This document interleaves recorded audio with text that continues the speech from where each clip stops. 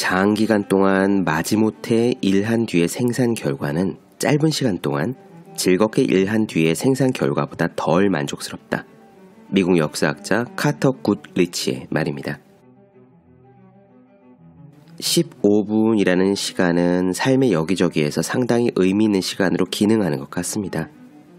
군대의 체력 측정 기준인 3km 달리기에는 대략 15분이 걸리고요. 사찰에서 새벽마다 울리는 108배 절 역시 15분이 소요되며 또 검도의 빠른 머리치기 훈련도 1000개를 하면 딱 15분이에요.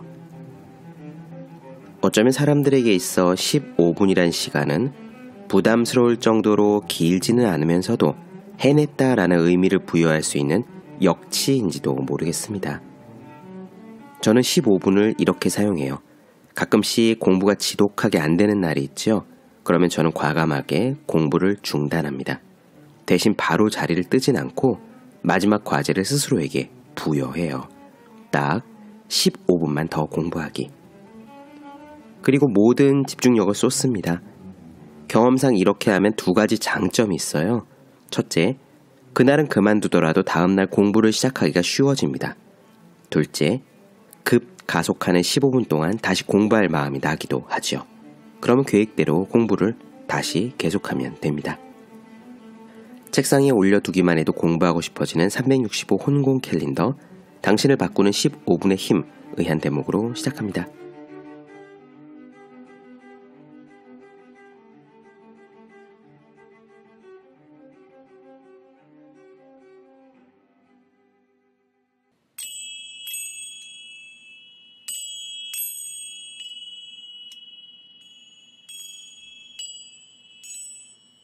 네, 안녕하세요. 본격 공부자극 팟캐스트 서울대는 어떻게 공부하는가 한지우입니다. 우리는 지금 팀 페리스 나는 4시간만 일한다 살펴보고 있습니다. 최소한의 시간만 업무를 하면서 돈을 버는 사업을 운영하라고 조언하는 팀 페리스. 지금까지는 삶의 규칙을 새롭게 정의 내리고 우리가 하는 일상의 많은 시간 낭비들을 제거하는 부분을 살펴보았습니다. 그 다음 차례는 내가 직접 일하지 않아도 사업체가 알아서 돌아가는 자동화 부분입니다. 이 부분이 팀 페리스의 책에서 사람들이 제일 알고 싶어하는 챕터일 거예요. 어떻게 내가 일을 하지 않는데 사업이 돌아가지? 팀 페리스가 말한 자동화는 크게 2가지 축으로 이루어져요. 첫 번째 축은 아웃소싱이고요. 2번째 축은 자동화된 사업의 구축입니다. 사실 이 부분을 팟캐스트 방송으로 나누어 드리기에는 적합하지 않은 측면이 있어요. 사업을 어떻게 할 것이냐에 대한 계획서 같거든요. 그래서 아웃소싱에 대한 부분만 오늘 나누어 드리고 자동화된 사업 구축은 다루지 않겠습니다. 궁금해 하실 분들을 위해서 잠깐 소개해 드리자면 이런 내용들이 들어있어요. 팀 페리스는 사업을 어떻게 하느냐? 이렇습니다. 먼저 틈새 시장을 찾으라고 말해요. 시장을 찾았으면 제품을 만들어야죠. 그 제품은 구매 대행일 수도 있고 라이선스 중개일 수도 있습니다. 우리나라에서는 팔지 않는 외국 영양제나 프랑스 어느 동네에서 유행할 수 있는 티셔츠일 수도 있겠죠. 제품을 찾았으면 구글 애드센스를 이용해서 사람들이 그걸 좋아할지 테스트를 해보랍니다. 광고 문구를 바꿔가면서 어떤 컨셉으로 팔아야 사람들이 클릭을 많이 할지 보래요. 그래서 제품과 제품 이름이 결정되었으면 한 군데의 독점 거래처를 뚫어서 판매를 개시하고요. 그 틈새 시장과 관련된 잡지에 전면 광고를 하랍니다. 그리고 나서 자기는 점차 빠져요. 제품은 외주업체에서 만들도록 하고 판매는 유통업자가 알아서 하고 고객 Q&A는 온라인으로만 받되 그걸 처리할 직원에게 권한을 주어서 알아서 응대를 하도록 합니다. 이렇게 자신은 조금씩 사업에서 빠져나와요. 책에 보면은 홍보, 제작, 유통 등이 들어간 복잡하게 생긴 사업 구조도가 나오는데 그 구조도의 어디에도 CEO는 없습니다. 저는 이 부분을 읽으면서 마치 우리가 영성책에서 보았던 그 전에 마이클 싱어의 책에서 보았죠. 영성책에서 보았던 우리의 의식, 영혼 같은 존재가 되는 것이 아닌가라고 생각을 했어요. 우리의 오장육부와 뇌와 신체가 정상적으로 조율이 돼서 신체 활동이 되면 의식의 불이 켜집니다. 만약 어느 한 부분만 없어도 어떨까요? 우리 신체는 죽고 의식은 사라지겠죠. 하지만 우리의 의식이 우리 몸 어디에 위치하느냐, 심장에 있냐, 머리에 있냐, 팔다리에 있냐, 그거는 모릅니다. 제가 구조도 부분을 읽으면서 이렇게 생각을 하고 있었는데 팀 페리스도 자신을 가리켜 회사에 깃든 영혼이다 라고 표현한 것을 보고 피식 웃었습니다. 아무튼 이렇게 모든 것을 자동화해놓고 자신이 빠져나올 수 있는 것은 아웃소싱 때문입니다. 모든 것을 권한 위임하는 거죠. 사람들에게 권한을 부여해서 알아서 처리할 수 있게끔요.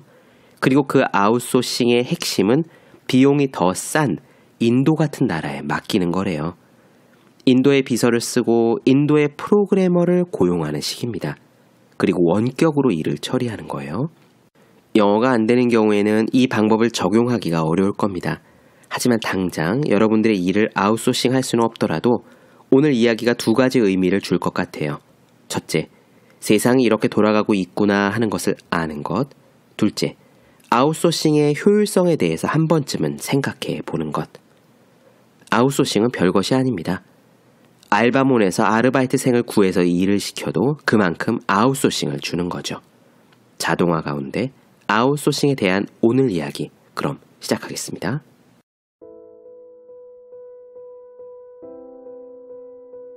아무도 당신에게 자유를 줄 수는 없다. 스스로 쟁취해야 된다. 라고 말컴 X는 말했다.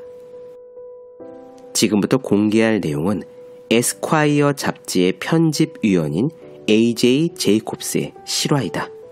이제부터는 AJ 제이콥스의 이야기를 들어보자. 그 일은 한 달 전에 시작되었다. 나는 톰 프리드먼의 베스트셀러 지구는 평평하다 라는 책을 반쯤 읽고 있던 참이었다. 나는 회사를 소유하고 있진 않다. 심지어 나는 최근에 만든 명함조차 없다.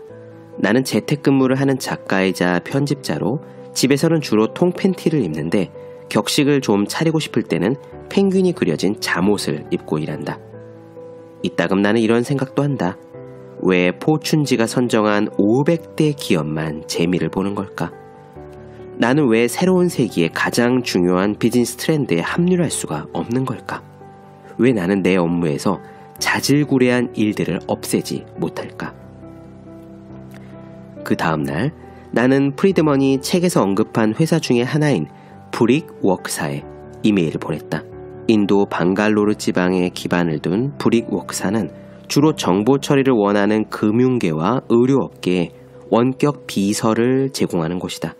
나는 이메일로 에스콰이어지와 관련된 업무인 조사나 메모 정리를 도와줄 사람을 고용하고 싶다라고 썼다.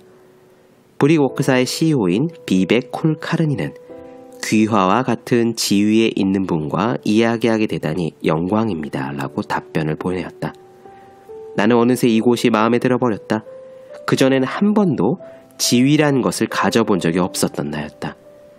미국에서는 베니건스 지배인에게도 존경을 받기 힘들었는데 인도에서는 새삼 나도 지위가 있다는 것을 알게 되어 기분이 좋았다. 나는 며칠 후 신임 원격 비서로부터 이메일을 받았다. 안녕하세요, 제이콥스 씨. 제 이름은 허니 발라니입니다. 저는 귀하의 편집 업무와 개인 용무를 도와드릴 것입니다. 귀하가 요청하신 업무에 제대로 잘 적응해 기대에 부응하도록 노력하겠습니다. 허니는 나를 위한 첫 번째 프로젝트로 에스콰이어지가 뽑은 현존하는 가장 섹시한 여성에 대한 조사를 완료하였다. 나는 이 여성에 대한 프로필을 작성하는 업무를 맡기는 했는데 그녀에게 흥분하는 팬들의 웹사이트를 샅샅이 뒤져가며 일하고 싶지는 않았다. 허니가 보낸 업무 파일을 열었을 때 내 반응은 미국은 이제 큰일 났네 였다. 파일에는 차트도 있었고 섹션별로 나누어진 제목도 있었다. 거기에는 그녀의 신체 사이즈, 애완동물, 가장 좋아하는 음식에 대해서 일목요연하게 정리한 분석 자료가 있었다. 만약 방갈로르의 사람들이 모두 허니처럼 일을 잘한다면 나는 대학을 막 졸업하는 미국인들을 불쌍하게 여길 수밖에 없다. 그들은 의욕 있고 정중하며 엑셀에 능한 수많은 인도인들과 경쟁해야 되기 때문이다. 나는 내 걱정을 아웃소싱해보고 싶었다. 진행하고 있던 계약이 너무 오래 시간을 끌어서 나는 몇 주 동안 머리카락을 쥐어뜯고 있던 참이었다. 나는 허니에게 나 대신 그녀가 머리카락을 쥐어뜯어주면 어떻겠느냐고 물어봤다. 하루에 단 몇 분만이라도 말이다. 나는 농담으로 했지만 그녀는 훌륭한 아이디어라고 하면서 그 건에 대해서 제가 매일매일 걱정해 드리겠습니다. 염려하지 마세요 라고 답장을 써서 보냈다. 노이로제를 아웃소싱 하는 것이야말로 이번 달의 실험에서 가장 성공적인 것이었다. 그 일이 생각나면 동시에 언제나 그 건에 대해서 이미 허니가 걱정하고 있다는 걸 나 자신에게 상기시키자 우습게도 마음이 편해졌다. 농담이 아니다. 이 생각만으로도 그 가치가 충분했다. 그렇다. 이것은 AJ 제이콥스의 이야기다. 인도인 아웃소싱 담당자들은 시간당 4달러에서 10달러까지 받는다. 원격 개인 비서를 두는 것은 사실 대단한 출발이다. 그것은 지시를 내리고 명령하는 사람이 되는 법을 배우는 순간이기 때문이다. 다시 말해 원격 개인 비서라는 수단을 통하면 뉴 리치가 갖추어야 할 기술 중에 가장 중요한 요소인 원격 관리 및 원격 의사소통 능력을 소규모로 연습할 수 있다는 것이다. 이제는 보스가 되는 법을 배울 때가 왔다. 이 방법은 시간을 많이 잡아먹지도 않는다. 비용이 적게 드는 데다가 위험 부담도 별로 없다.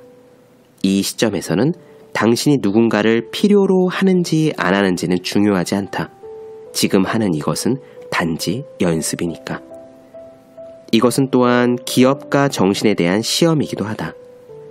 당신이 다른 사람을 지도하고 꾸짖으며 리드할 수 있는가 라는 것 말이다.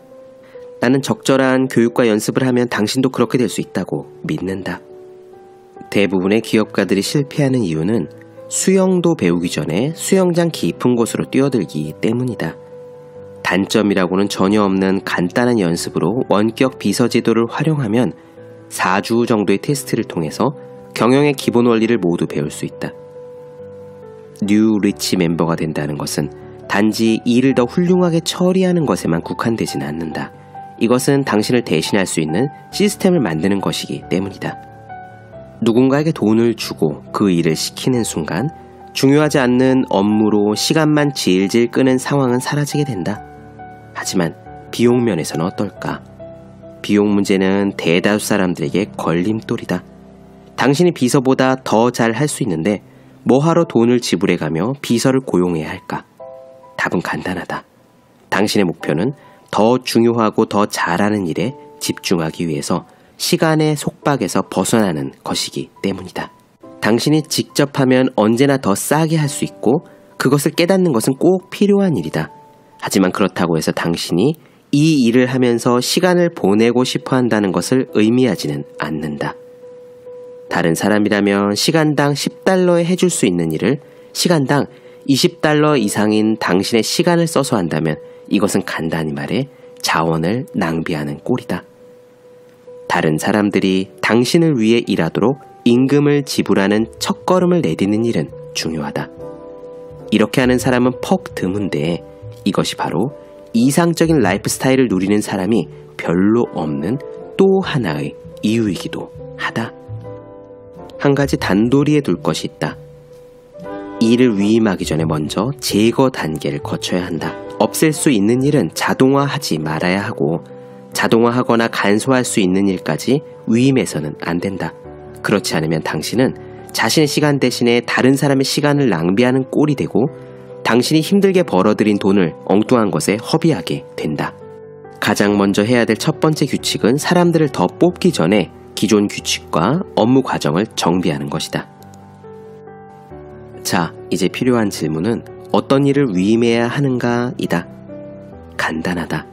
위임하는 모든 업무는 시간을 많이 잡아먹으면서도 어떤 일인지가 분명해야 한다. 일에 두서도 없이 목 잘린 닭처럼 정신없이 헤매다가 원격 비서에게 그 일을 하라고 넘긴다면 상황은 조금도 개선되지 않을 테니까.